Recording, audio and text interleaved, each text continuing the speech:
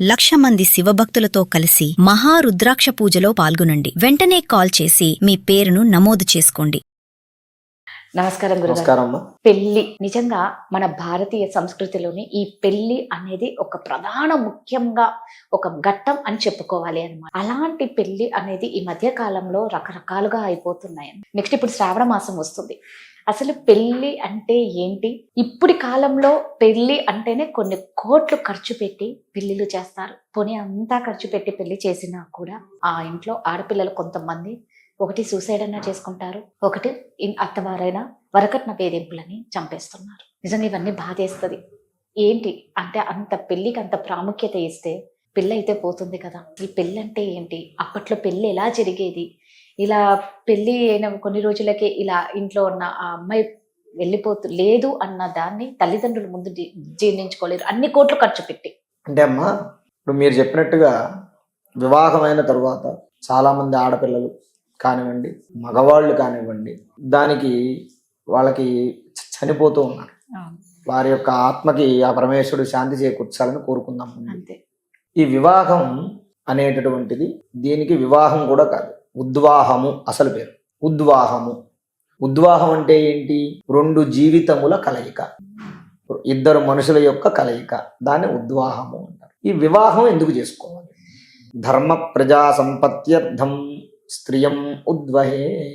సంతానం కోసం మనిషి జన్మించిన తరువాత మానవుడు ఆచరించవలసినటువంటి ధర్మాలు కొన్ని ధర్మాలు ఉంటాయి. ఆ ధర్మాలలో గృహస్థాశ్రమ ధర్మం అనేటటువంటిది శిఖరాగ్రమానంగా ఉంటుంది. గృహస్థాశ్రమ ధర్మాన్ని తప్పనిసరిగా ప్రతి మనిషి కూడా ఆచరించవలసిందే. నేను పెళ్లి చేసుకోను, నేను ఇలాగే ఉండిపోతాను అని పిచ్చి మాటలు మాట్లాడితే కుదరదు. తప్పనిసరిగా ధర్మ ప్రజా సంపత్త్యర్థం స్త్రియముద్వహే, తప్పనిసరిగా వివాహం చేసుకోవాల్సిందే ఎవరైనా సరే. ఎందుకు? ధర్మబద్ధమైనటువంటి సంతానం కోసం చేసుకోవాలి. ధర్మబద్ధమైన సంతానం కేవలం వివాహం వల్ల మాత్రం పుట్టినటువంటి సంతానమే ధర్మబద్ధమైన సంతానం అవుతుంది. వివాహం జరగకుండా పుట్టినటువంటి సంతానం, డేటింగ్ల వల్ల ఇతరత్రా వాటి వల్ల పుట్టినటువంటి సంతానం ధర్మబద్ధమైన సంతానం కాదు. అంటే ఇప్పుడున్నటువంటి పాశ్చాత్య పోకడలల్లా ఉన్నాయి. అసలు ఈ వివాహం ఏమిటి, ఇలా ఎందుకు జరుగుతోంది అని అంటే, ప్రధానంగా పూర్వం ఇప్పుడు ఓ 10 ఏళ్ళు ఓ 15 ఏళ్ళు క్రితం నుంచి బాగా ఎక్కువ జాతకాలు చూడడం. అంటే ఒక వివాహం చేయాలంటే మా అమ్మాయికి కలిసిందా, మా అబ్బాయికి కలిసిందా చూడడం అనేది ఒక 20 ఏళ్ల నుంచి బాగా ఎక్కువగా ఉంది. పూర్వంలో ఏం జాతకాలు చూసి చేశారు వివాహాలు? పూర్వం పెద్దవాళ్ళు ఉన్నారు, మన అమ్మమ్మలో, మన తాతయ్యలు, అమ్మలో, నాన్నలో, వాళ్ళకి వివాహాలు అయ్యాయి. ఇప్పుడు మీరు వెళ్ళి అడగండి, నీకు జాతకం చూసి చేశారా అని అడగండి. వాళ్ళకి జాతకాలు చూసి చేయలేదు. ఎక్కడో రేరుగా ఒకళ్ళో ఇద్దరో, కానీ వాళ్ళ కాపురాలు ఎంత పటిష్టంగా ఉన్నాయి. ఆదర్శ దంపతుల్లాగా ఉంటారు. ఇప్పటి కాపురాలు ఎందుకు పటిష్టంగా ఉండట్లేదు అనంటే, ఉమ్మడి కుటుంబాల వల్ల పూర్వకాలం కాపురాలు పటిష్టంగా ఉన్నాయి. ఇప్పుడు ఆ ఉమ్మడి కుటుంబం అనేది లేకపోవటం వల్ల కాపురాలు పటిష్టంగా లేవు. పూర్వం ఇంట్లో నాయనమ్మ తాతయ్య గారు ఉండేవారు. ఓ ఆడపిల్ల ఇంట్లో పుట్టింది, నాయనమ్మ తాతయ్య గారు ఉండేవారు. ఆ ఆడపిల్ల సరైన వస్త్రధారణ చేసుకోకపోతే, అమ్మాయి శుభ్రమైన గుడ్డ కట్టుకో అనేవారు. లేదు, ఆ ఆడపిల్ల సరిగ్గా 2 కాళ్ళు చక్కగా శుద్ధిగా కూర్చోకపోతే, కాలు వంకరగా పెట్టి కూర్చుంటే అలా కూర్చోకూడదు, సరిగ్గా కూర్చో అని చెప్పేవారు. అలా చెప్పేవాళ్ళు ఇప్పుడు లేరు. ఎందుకు లేరు? ఒక ఆడపిల్లకి పెళ్ళయిందంటే ఇంట్లో అత్తగారు ఉండకూడదు, మామగారు ఉండకూడదు, ఆడపడుచులు వాళ్ళు ఇంటికి రాకూడదు. అంటే ఎవడైనా ఏదైనా చెప్తే మాకు ఇష్టం ఉండదు, మాకు నచ్చినట్టుగా మేము ఉంటాము అనే ధోరణిలోకి ఎవరు తీసుకొచ్చారు?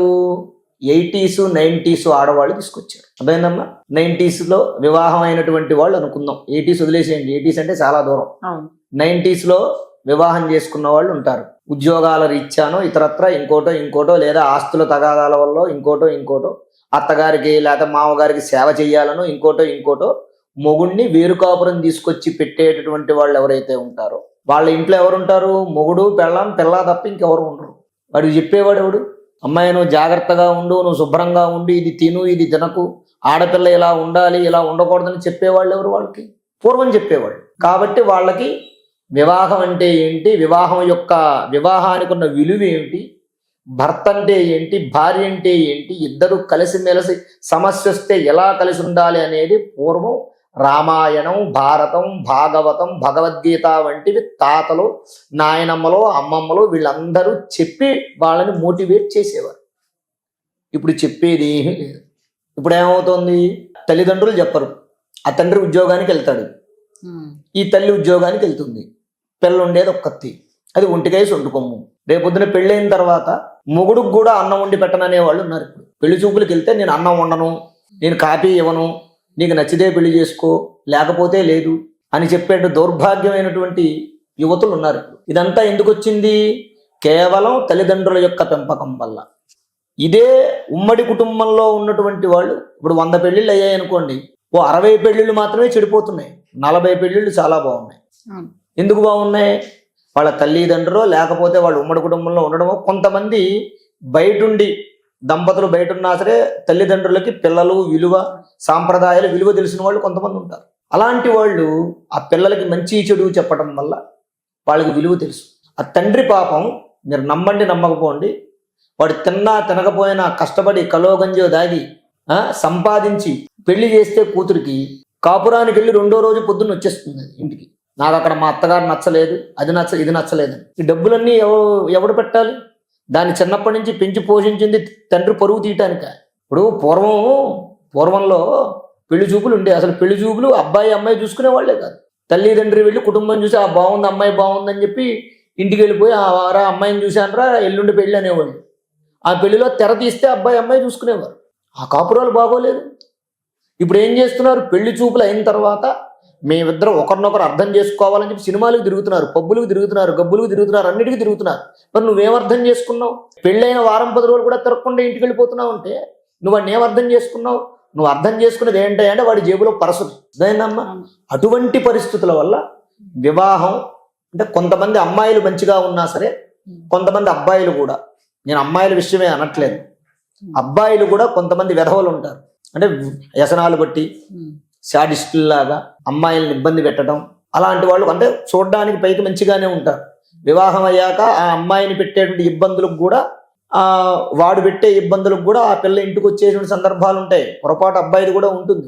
నేననేది ఏంటయ్యా అంటే పెద్దలు చెప్పేవాళ్ళు లేరు, చెప్పినా వినేవాళ్ళు లేని కారణం చేత ఇప్పుడు ఉన్నటువంటి వైవాహిక జీవితాలు నాశనం అయిపోతుంది. కాబట్టి ఎప్పుడైనా సరే తల్లిదండ్రులు మాత్రం ఖచ్చితంగా పిల్లలకి చిన్నప్పటి నుంచి కూడా మంచి చెప్పాలి, వివరం చెప్పాలి. ఇప్పుడు మనం ఎక్కడికైనా ఓ మాల్కో లేకపోతే ఎక్కడికైనా వెళ్ళామనుకోండి అసలు ఆడపిల్లలను చూసే పరిస్థితి లేదు. అంటే అది వాళ్ళ ఇష్టం, మా స్వేచ్ఛ అంటారు, దానికి మనం ఏమి అనకూడదు, కానీ చూసే పరిస్థితి లేదు. ఇంట్లో వేసుకునేటటువంటి వస్త్రాలు అక్కడ వేసుకుని తిరిగేటువంటి పరిస్థితుల్లో ఉన్నారు. ఏ పురుషుడు అలాంటి స్త్రీని ఇష్టపడతాడు? కాబట్టి నేను అనేది ఏంటయ్యా అంటే విలువలు తెలుసుకోవాలి. వివాహం అంటే ఏంటి, వివాహ దాంపత్యం వల్ల కలిగేటటువంటి ఇదేంటి అనేది తెలుసుకోవాలి. ఇంకొకటి కూడా ఏంటయ్యా అంటే ఎప్పుడూ కూడా తల్లిదండ్రులు కానివ్వండి, పిల్లలు కానివ్వండి, నేను చెప్పేది ఏంటంటే కనీసం 5 ఏళ్ల గ్యాప్ ఉన్నవాడిని తీసుకోండి. 5 ఏళ్ళు గ్యాప్ ఉన్నవాడు, 5 నుంచి 7 ఏళ్ళు గ్యాప్ ఉండొచ్చు. ఒకవేళ మంచి సంబంధం అయితే సంవత్సరం గ్యాప్ ఉన్నా చేసుకోవచ్చు. కానీ గ్యాప్ ఎప్పుడైతే ఉంటుందో అప్పుడు అతను ఆమెను, ఆమె అతన్ని అర్థం చేసుకోగలిగే పరిస్థితి ఉంటుంది. అలానే మరీ ఎక్కువ 10 ఏళ్ళు 12 ఏళ్ళు అంటే వద్దు, నేను వద్దనే చెప్తాను. నా దగ్గరకు ఒకళ్ళు వచ్చారు, అబ్బాయి ఏమో 92లో పుట్టాడు, అమ్మాయి 2004లో పుట్టింది. వాళ్ళ సంబంధం వచ్చింది, వాళ్ళ బంధువులు సంబంధం మేము చేసుకుంటామండి, జాతకం చూడండి అంటే నేను వద్దని చెప్పాను, చేయొద్దని చెప్పాను. ఇంత గ్యాప్ ఉన్నప్పుడు చేస్తే రేపొద్దున సమస్యలు వస్తాయని చెప్పాను. అంటే ఎప్పుడైనా సరే ఓ సంవత్సరం సమానమైన గ్యాప్ ఉండాలనుకున్నప్పుడు ఏమవుతుందంటే ఈగో ప్రాబ్లమ్స్ మొదలైపోతాయి. నేను సంపాదిస్తున్నాను, వాడు సంపాదిస్తున్నాడు, వాడికి నాకు సంవత్సరమేగా తేడా. ఎప్పుడైతే భార్య విలువ భర్త కానీ, భర్త విలువ భార్య కానీ తెలుసుకోలేకపోవడం వల్లనే ఈ వివాహాలు నాశనం అవడానికి ప్రధానమైనటువంటి కారణం. కాబట్టి అందరూ కూడా ముందు పెళ్లి చేసుకునేటప్పుడు అసలు వైవాహిక జీవితం అంటే ఏంటి, వివాహం అంటే ఏంటి తెలుసుకోవాలి. అది తెలిసేలాగా ఎవరు చెప్పట్లా తల్లిదండ్రులు. ఎందుకంటే వాళ్ళకే టైం లేదు. తల్లిదండ్రులు ఇద్దరు ఉద్యోగానికి వెళ్ళడం వల్ల పిల్లల్ని పట్టించుకునేవాడు పిల్లల్ని.